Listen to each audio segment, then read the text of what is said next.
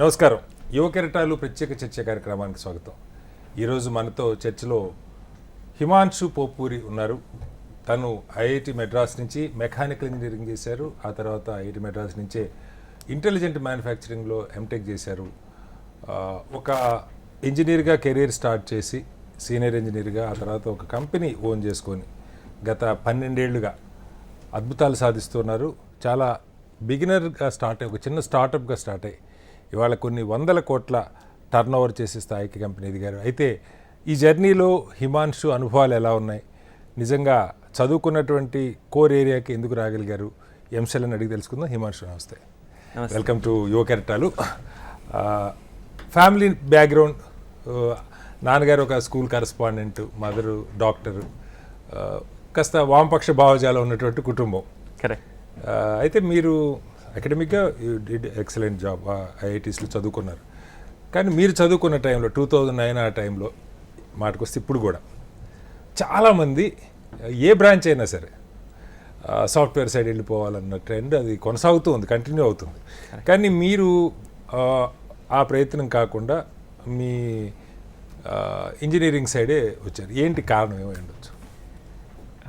కారణం ఏంటి అంటే I always preferred being on the engineering side. అంతకన్నా పెద్ద కారణం ఏం లేదు. Okay. I think right from 10th grade itself I was more inclined toward sciences and mathematics. Okay. అందుకని నేను ఇంజనీరింగ్ వైపే ఆప్ట్ చేశాను. ఓకే. మెకానికల్ ఇంజనీరింగ్ చూస్ చేసుకుంది కూడా I preferred mechanical engineering over electrical or computer science. This coding and computer science was never something that I liked or excelled in. Okay. So andukani I got a very good opportunity once I graduated to join a solar company in Hyderabad. Solar semiconductors. Yes. That paved the way for, whatever is the future that I have, whatever I am in right now is because of that breakthrough. So akkada we learnt about solar energy and how it can be utilized. And appudu mem modalettinappudu enta unit ki 18 రూపాయలు ఉండేది 2009 లో. Okay. ఇవాళ unit కి దాదాపు I think it stabilised around 3 rupees, which is very good when compared to coal or gas or something. Okay. So I have seen the transformation of that. And ఒక unit production cost 18 రూపాయల నుంచి 3 రూపాయలు first లో promote చేయడానికి government 18 rupees Encourage చేయడానికి. 18.59 rupees ఇచ్చేది 2009 లో. Okay. ఇప్పుడు కాంపిటేటివ్ బిడ్డింగ్ తోటి it went down to 1.99 also. Okay. But that was not very viable. I think it stabilised around 3 rupees right. So మీరు మీ కోర్ ఇంట్రెస్ట్ ఉన్న ఏరియాలోకి వచ్చారు. ఒక 2 సంవత్సరాలు కూడా మీరు జాబ్ చేయాలి. ఒక 1 year ఒక కంపెనీలో, తర్వాత ఫ్యూ మంత్స్ ఇంకో కంపెనీలో చేశారు. Then you started your own company.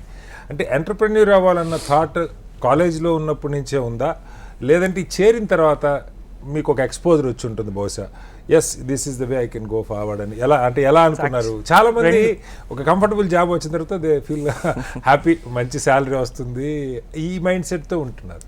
So మీరు ఎలా అనుకున్నారు? రెండు ఉన్నాయండి. యాక్చువల్లీ నేను కాలేజ్లో ఉన్నప్పటి నుంచే, ఇప్పుడు మేము చెన్నైలో ఉన్నప్పుడు ఏవో ఇక్కడ దొరికినట్టు ఫుడ్ దొరికేది కాదు నాకు. అక్కడ ఏదో చెయ్యాలని ఉండేది కానీ but that was too immature.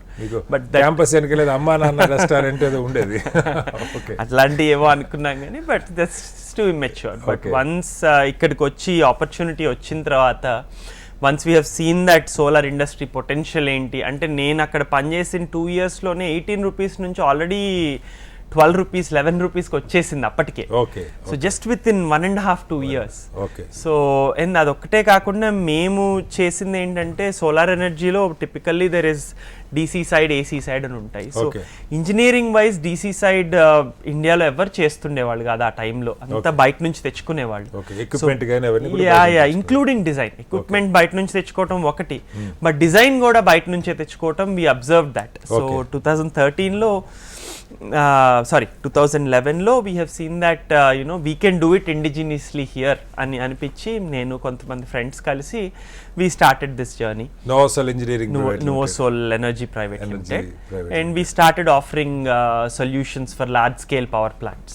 So మీరు స్టార్టింగ్ లో ఒక టర్న్ కీ ఆపరేటర్ లాగా ఎవరన్నా ఒక పీపీఏ తెచ్చుకుంటే, లైక్ ఎనీ ఇండస్ట్రియలిస్ట్ ఎవరన్నా సరే, స్టార్టింగ్ ఫ్రమ్ 5 megawatt సంథింగ్ అలా మొదలుపెట్టి మొత్తం ఆ ప్రీ పర్చేజ్ అగ్రిమెంట్ ఉంటే మీరు మొత్తం టర్న్కీ ఆపరేటర్ మీరే మొత్తం రెడీ టు ఆపరేట్ అన్నట్టుగా చేసి ఇచ్చేసేవాళ్ళని చెప్తారు. మొదలు పెట్టినప్పుడు అలా చేసేవాళ్ళం కాదు. మొదలు పెట్టినప్పుడు one part of the solution ఇచ్చేవాళ్ళం. Okay. As we grew to that stage. Okay. And over the years I think 2011 నుంచి 18 దాకా we executed over 3 gigawatts in this country. 3 gigawatts solar power. Yeah, solar power అంటే మొత్తం turnkey కాదు. Okay. We do generally the DC side, అంటే panel secure చేయడానికి ground కి we manufacture and design the structures oriented with it and we do the installation at site. All the foundations 8 నుంచి మొత్తం it's almost 80% of the construction. మా work తర్వాత typically ఏమీ ఉండదు, ఇంక ఇన్వర్టర్, దాని తర్వాత transmission lines. So empty land ఇచ్చేస్తే దాన్ని మొత్తం సోలార్ పవర్ ప్లాంట్ లాగా చేసే మోడల్లో మీరు చేశారు. దాదాపు ఒక 7-8 years మీరు పూర్తిగా ఆ లైన్ లోనే ఉన్నారు. సో దానిలో మీ ఎందుకంటే ఈ ప్రోగ్రామ్ చాలా మంది మీలాంటి యంగ్స్టర్స్ లేదంటే మీ జూనియర్స్ చాలా మంది చూస్తుంటారు. చాలా మందికి ఐడియాస్ ఉంటాయి, ఏదో చేయాలి బయట ఫీల్డ్లోకి వచ్చి. ఇది ఒక బిగ్ ఏరియా, ఇంకా స్టిల్ ఇండియాలో చాలా డిమాండ్ ఉన్నది. అయితే మీ అనుభవంలో ఈ రంగానికి తర్వాత మీరు ఎక్స్పోర్ట్స్లోకి వచ్చారా? ఆ పార్ట్ మళ్ళీ వద్దాం. ఈ సోలార్ పవర్ ఆర్డర్స్ కానీ వీటికి సంబంధించి ఒక 7-8 years మీరు దానిలో ఒక ఓన్ కంపెనీతో మీరు కష్టాలు పడ్డారు, లాభాలు సంపాదించుంటారు. ఏంటి మీ జర్నీ ఎలా ఉంది? జర్నీ ఎలా ఉందంటే lot of knowledge. Other than knowledge, I think experience, that's the major learning that we have got in those 7-8 years. Okay. Yes, we have constructed 3 gigawatts which are running successfully, everything fine gani, but the lessons we learned during that time, how to run a company, how not to run a company, yes, what risks that is should more we important take, in fact. what risks should not we take. Actually those 8 years paved the way for us right now. Okay. So right now how careful we are in executing something, how conscious we are in not taking too many risks, ఆ 8 years experience నుంచే మాకు వచ్చింది. So yeah, it was a good and slightly bad experience as well. So యూజువల్గా ఈ PPS అనగానే cost, ఒకటి unit cost ఎంత అన్నది, తర్వాత ఒక ప్లాంట్ ఎస్టాబ్లిష్ చేయటంలో మేబీ గవర్నమెంట్స్ ఎవరన్నా ఉండండి, గవర్నమెంట్ రూల్ కొంత ఉంటుంది, తర్వాత లోకల్ పొలిటీషియన్స్, ఏంటి ఆ ఎక్స్పీరియన్సెస్ మీకు ఎలా ఉన్నాయి? తర్వాత మధ్యలో కాస్ట్ కూడా ఒక్కోసారి కాస్ట్ ఎస్కలేషన్ కూడా ఉంటుంది, వీటిని ఎలా అబ్జర్వ్ చేశారు, ఎలా work? We have been through all that అండి. అంటే so once it becomes a contract you need to be very thorough in the contract. If you don't have an escalation clauses properly written, ultimately you will be forced to take that. So any young entrepreneurs trying to take up contracts or doing those things have to really go through that carefully, study the conditions properly. ఎందుకంటే ఇప్పుడు for example ఆ execute చేసే టైంలో లోకల్లో ఏమైనా issues వచ్చి దానివల్ల cost escalations వస్తే you need to better be secured. అది ముందే రాసుకొని మీ ఎవరి దగ్గర మీరు డెవలపర్ నుంచో ఈపీసీ కాంట్రాక్ట్ నుంచో సబ్ కాంట్రాక్ట్ తీసుకున్నప్పుడు ఇట్లాంటివన్నీ ముందే మాట్లాడుకొని చేసుకోవటం చాలా ముఖ్యం. ఓకే. బ్యాంక్ సపోర్ట్ ఎలా ఉంది? అంటే it one of the big area కదా ఇండియాలో, బిజినెస్ చేయాలంటే ఓన్ పాకెట్ నుంచి ఎవరు పెట్టలేరు. సో ఎలా ఉంది మీకు encouraging? How do you feel in your journey? It was okay, I wouldn't say it is the best. Okay. But it was fine. Obviously banks అన్న తర్వాత లోన్ ఇవ్వాలంటే కొలాటరల్ లేకుండా ఇవ్వరు. So for us to do the business also we had to put our own collaterals. ఇవాళకి కూడా అలానే ఉంది. Bank అంటే it's about collateral only. Collateral ఇస్తేనే లోన్ ఇస్తారు. దాని తర్వాత ఎంత పర్సంటేజ్కి ఎంత లోన్ అన్నది దే విల్ సీ కానీ. But without collateral, especially today after all that banking has been through in the past 4-5 years, it has become even more stringent. So ఇప్పుడు మీకు అంటే మీరు హైపోథికేట్ చేయడానికి మీ అంటే మ్యానుఫ్యాక్చరింగ్ యూనిట్స్కి డిఫరెంట్గా ఉంటుంది, ఎందుకంటే మీరు యూఆర్ ఓన్లీ టర్న్కి. దానికైనా కానీ you need to give your own collaterals. We gave our own parents properties etcetera.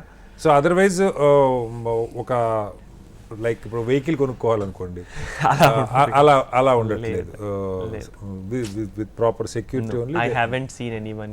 ఈ మధ్య స్టార్ట్అప్ ఫండ్స్ వచ్చినాయి అని ఇస్తారని విన్నాం కానీ I don't know about that much. So ఈ ఏరియాలో మీరు చూస్ చేసుకునే ఏరియాలో ఈ క్లౌడ్ ఫండింగ్ కానీ లేకపోతే ఏంజల్ ఇన్వెస్టర్స్ ఇట్లా వస్తున్నాయి, అవి ఏమన్నా ఎంకరేజింగ్గా ఉంటున్నాయా?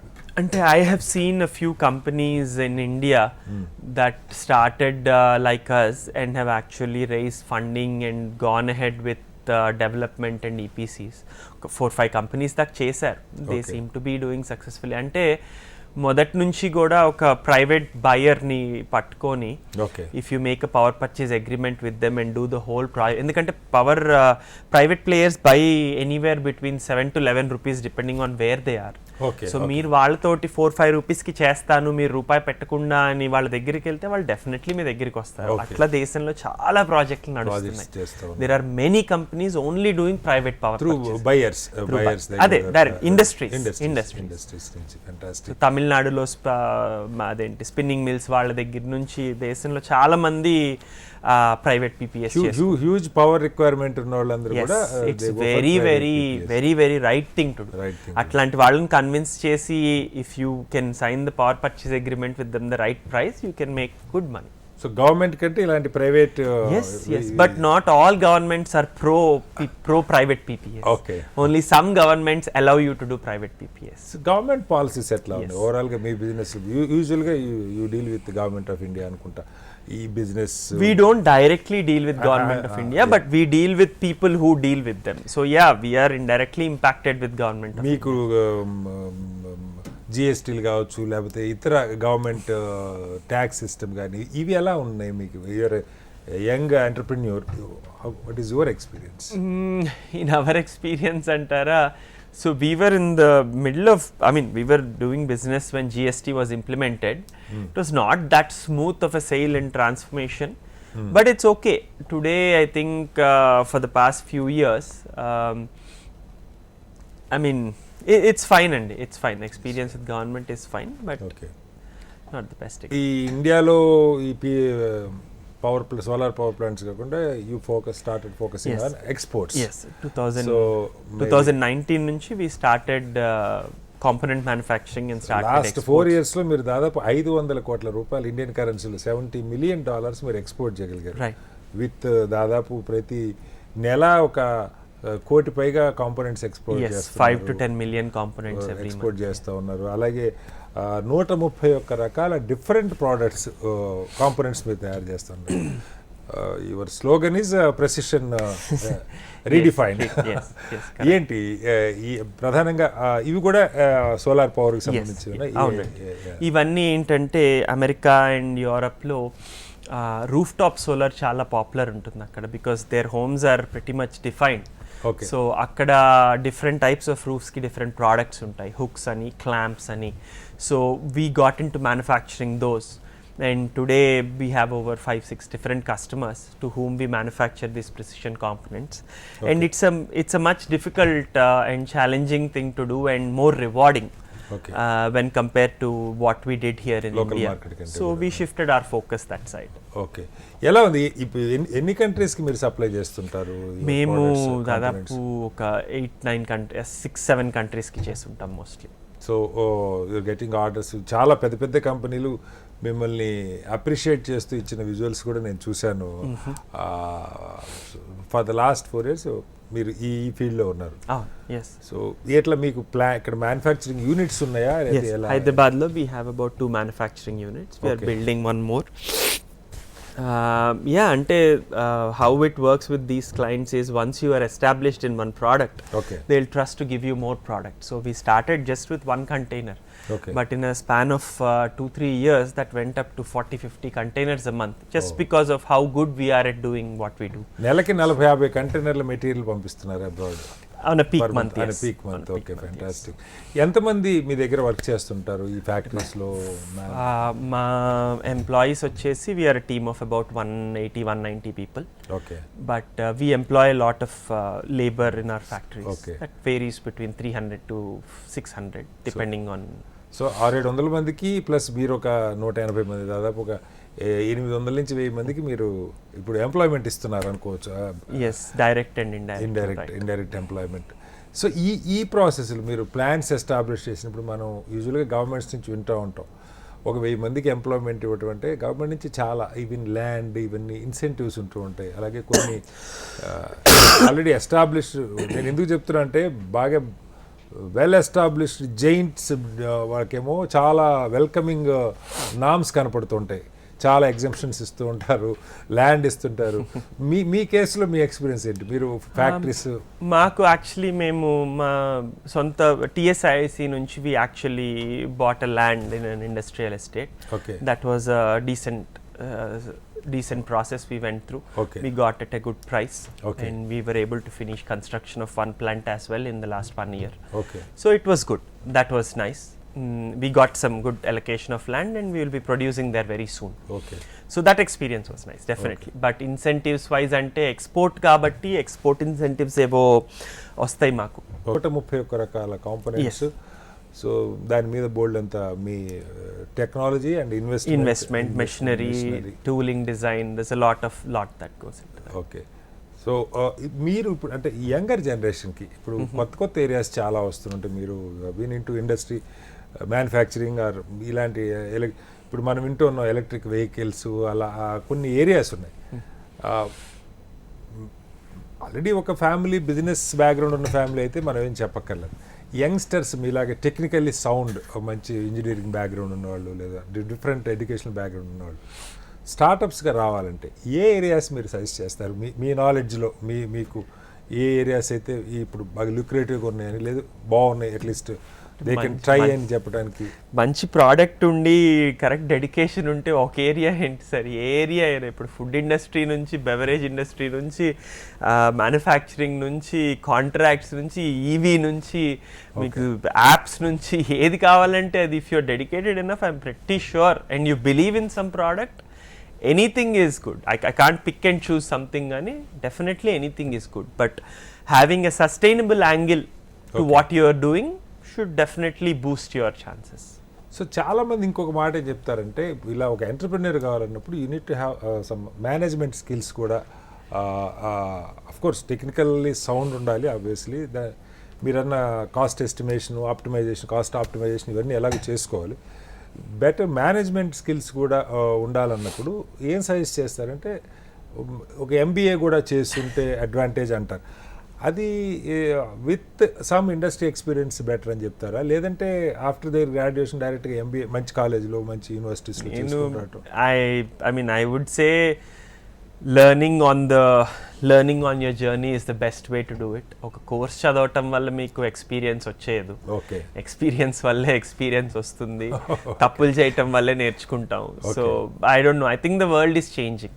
I haven't done an MBA, but definitely MBA చేసిన వాళ్ళు ఇంకా చాలా బెటర్ పొజిషన్స్లో ఉన్నారు కూడా, undoubtedly. But as per me, education shouldn't stop you from starting anything. So I mean once your graduation is done, you are good enough to start anything. So నేర్చుకోవచ్చు, MBA తర్వాత అయినా చేసుకోవచ్చు. బట్ ఇప్పుడు అసలు distance learning కానీ, during దాన్ని ఏమంటారు, once you're employed somewhere also, you can go on weekends and learn a course and come back. Okay. So asalu I think many people are doing that, and that adds value to your business, or to your family business, or to your entrepreneur thing. So I don't know, na prakaram taking a break for that not worth it if you have the idea right. ఎందుకంటే వాళ్ళ ఐడియాలన్నీ అందరికీ ఉన్నాయి, ఎంత తొందరగా implement చేస్తారు. How quick you are అన్నది that matters అంటే. So బ్రాడ్గా మీరు చెప్పటం, ఏ ఏరియా అయినా సరే you need to have a dedicated team and some technically you should be sound enough and you can execute అని అనుకోవచ్చా? డెఫినెట్లీ సార్, ఎందుకు కాదు, ఆబ్వియస్లీ. ఓకే.